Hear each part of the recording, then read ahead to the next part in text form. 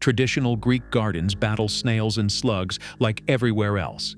Mediterranean climates are perfect for gastropods, warm, humid nights, plenty of vegetation. Greeks even harvest wild snails for traditional dishes. But ask a Greek farmer how they manage garden pests, and copper always comes up. Not expensive copper pellets marketed by corporations. Not synthetic molluscicides requiring annual purchases. Just copper tape around beds, copper tools that last generations, copper-enriched soil from traditional practices, methods passed down from grandfather to father to son.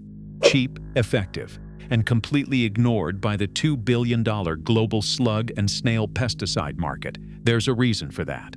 The laboratory Evidence A 2003 study testing various slug and snail barriers found copper foil achieved 80% barrier efficacy. When slugs encountered copper strips, they recoiled. Some produced excessive mucus. Others withdrew their tentacles immediately. The mechanism is electrochemical. Copper reacts with the ion-containing mucus slugs secrete, generating a mild electrical charge. Not harmful, but uncomfortable enough to trigger avoidance.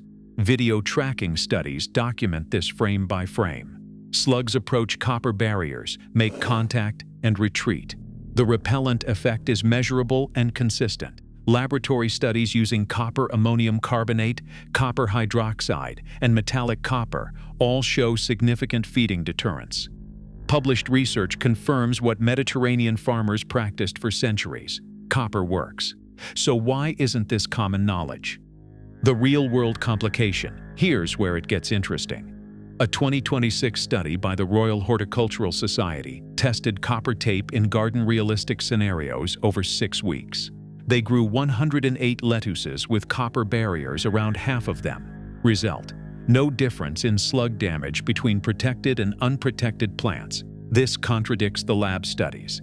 But before dismissing copper entirely, consider what changed between laboratory and garden conditions. Oxidation. Copper effectiveness depends on electrical conductivity. When copper oxidizes, forms that greenish patina, conductivity drops. In controlled lab experiments lasting hours or days, oxidation isn't a factor. In gardens over weeks and months, it absolutely is. Asterisk installation errors. Laboratory copper barriers are perfect. No gaps, no dirt bridges, exact widths.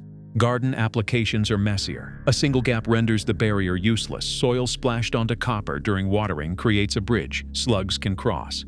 Asterisk environmental factors. Rain, humidity, temperature fluctuations all affect copper's surface chemistry and therefore its repellent properties. A 2020 study found copper foil barriers delayed but didn't prevent slug passage. The key word: delayed. Copper creates a deterrent, not an impenetrable wall. This is why the Greeks don't use copper tape alone. They use it as part of an integrated approach. And more importantly, they understand something modern gardeners have forgotten. It's what copper does in the soil. The mechanism nobody talks about. Copper is one of 8 essential plant micronutrients, required in tiny amounts, parts per million, but absolutely critical for plant health. Copper activates enzymes involved in photosynthesis, respiration, and carbohydrate metabolism. It's essential for lignin synthesis, the compound that strengthens plant cell walls. Plants with adequate copper have structurally stronger tissues, tougher leaves, more rigid stems. Research shows plants with sufficient copper levels demonstrate increased resistance to fungal infections due to strengthened cell walls. The lignin barrier makes it harder for pathogens to penetrate plant tissues. This applies to physical damage too. Leaves with adequate structural integrity are simply harder for slugs and snails to chew through. The difference between biting into a crisp apple versus a soft, overripe one. Mediterranean soils naturally contain adequate copper from geological sources. Greek gardens benefit from this baseline copper availability. Traditional use of copper tools and copper-based fungicides maintained these levels over generations. Modern industrial agriculture depleted copper from many soils. Sandy soils and high organic matter soils are particularly vulnerable to copper deficiency. The plants grown in these soils have softer tissues. They're easier targets for pest damage.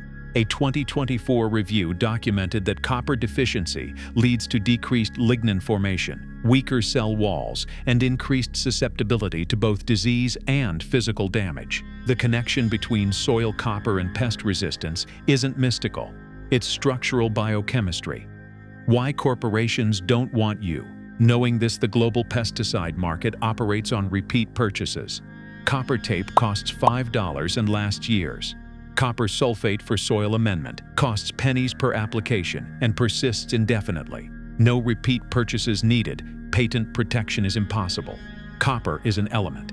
You can't patent it. You can patent specific formulations or delivery systems, but basic copper. Public domain for all of human history. Research funding follows profit potential.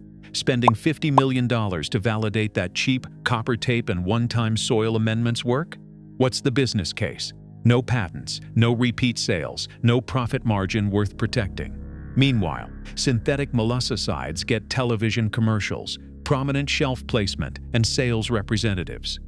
The economic incentive structure rewards expensive solutions over cheap ones. A 2003 study noted that garlic concentrate and copper-based products showed the strongest molluscicidal and repellent effects of all tested substances. But you won't see major agrochemical companies promoting garlic and copper tape. They can't monetize traditional knowledge that costs $5 and works for years.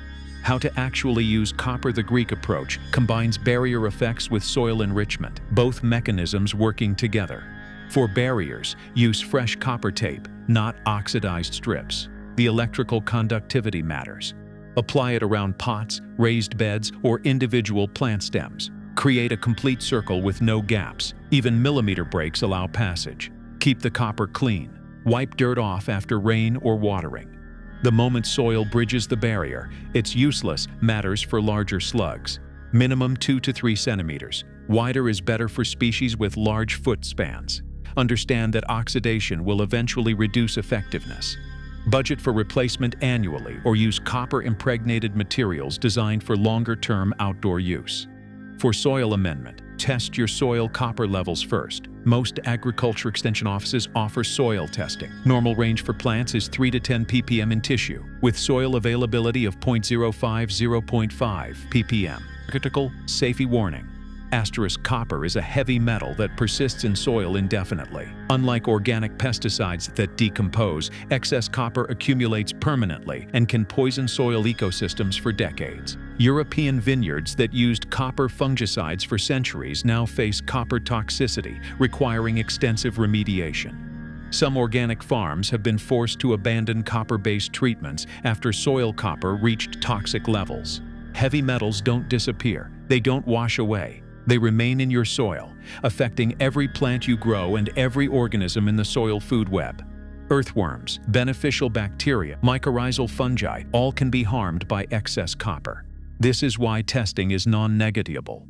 You must know your baseline levels before adding any copper. If your soil already contains adequate copper, additional applications will cause more harm than good. This is precision intervention for documented deficiency only, not a general amendment to apply freely. If testing shows deficiency, apply copper sulfate or chelated copper products following label instructions exactly. The range between deficiency and toxicity is narrow. Too much copper burns root tips, inhibits iron and molybdenum uptake, and can create permanent soil contamination. Organic matter helps. Compost derived from plant materials naturally contains trace copper. Long-term compost use gradually builds soil copper to adequate levels. The goal isn't copper barriers or soil copper, it's both. Mechanical deterrence combined with plants that are structurally harder to damage. The traditional knowledge that survived Mediterranean agriculture developed over millennia in copper-rich geological zones. Farmers didn't understand lignin synthesis or electrochemical reactions. They observed that copper tools lasted forever, that copper-based fungicides prevented disease, that gardens with copper applications had fewer pest problems. The knowledge was preserved through practice. Grandfather to father to son, not written in textbooks, not published in journals, just used. Because it worked, modern science validates the mechanisms. Copper's role in plant structural integrity is documented. The electrochemical repellent effect is measurable. The barrier efficacy in optimal conditions is proven. But the traditional practice included something modern studies often miss: patience and integration. Copper isn't a magic bullet, it's one tool among many. Combined with proper watering, pest predator habitat, mechanical removal, and soil health, it's highly effective. Used alone, improperly installed, on oxidized strips in copper-deficient soil, mixed results. Which is exactly what real-world studies show when they test barriers in isolation. What the research actually shows when you read past the headlines. The evidence is consistent. Copper works through multiple mechanisms, with effectiveness depending on application method and environmental context. Laboratory barrier studies. 70–90% efficacy with fresh copper under controlled conditions. Field barrier studies. Mixed results, often due to oxidation and installation issues. Soil copper studies. Clear correlation between adequate copper levels and increased plant structural strength, disease resistance, and pest deterrence. The disconnect between lab and field results isn't a failure of copper. It's a failure to replicate the controlled conditions that make barriers effective. Combined with neglect of the soil health component that traditional farmers never forgot. The solution: corporations can't monetize. Buy copper tape, $5. Clean it occasionally. Replace annually if needed. Total cost over a decade, maybe $50. Test your soil. If copper is deficient, amend appropriately. One-time intervention with long-term benefits. The result: plants with stronger tissues, better disease resistance, and natural deterrent barriers against soft-bodied pests. This doesn't require a subscription, doesn't need repeat purchases, won't make anyone rich except you. Through reduced crop loss and eliminated pesticide costs, the Greeks have known this for 3,000 years. The research validates it. The agrochemical industry ignores it. Now you know why.